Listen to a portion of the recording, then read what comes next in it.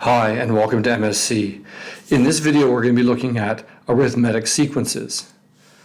Now, an arithmetic sequence is a sequence that has a common difference. So it either increases by the same amount each time or goes down by the same amount each time.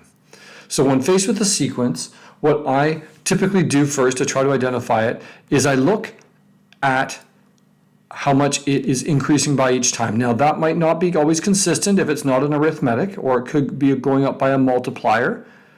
But in this case, it all is going up by 3 each time. And that allows us to identify this as an arithmetic because this common difference. The other piece that can sometimes be helpful is to number the terms underneath it.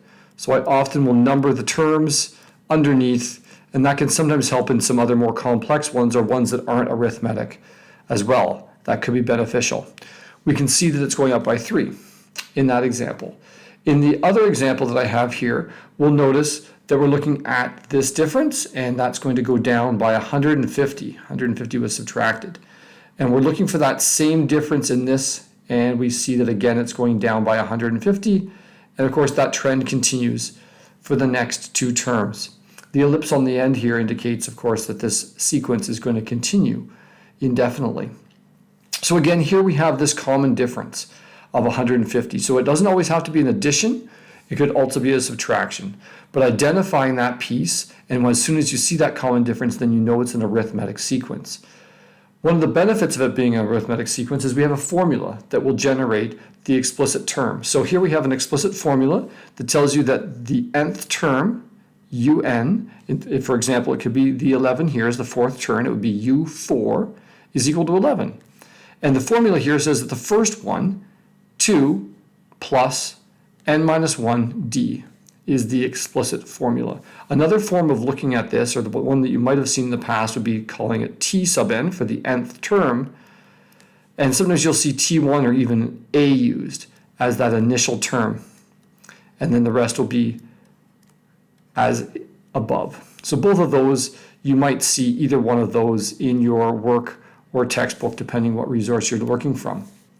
So here, to write out the explicit formula for this first sequence, we would say that un is equal to, and instead of u1 or a, we'd write the first term, which is 2, and then we would add n minus 1 d, and d is the common difference. So this is equal to d, and in this case, this is equal to d. Those are my common differences. So this would be times 3. Now in some cases you might be able to leave it like that. In other cases you might want to simplify, in which case you'd have to distribute that 3 into the brackets, and you'd get 3 times n minus 3, and then you can collect those like terms. So the explicit formula here is 3n minus 1. And I always like to spot check this, make sure it's going to work. So if I sub a 4 in here, it would be 4 times 3, which is 12, minus 1, which is 11. So u4 is 11, which indeed it is in this case. Let's look at this example here very similarly, except this is a subtraction. It's a declining sequence. So we can say that the general term, or the explicit formula here, un 800 is my u1 value,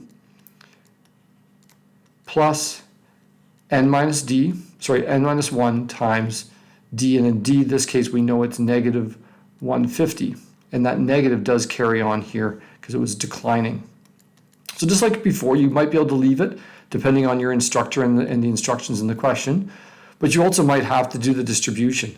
And I shouldn't have made that positive there because n times negative 150 is negative 150n.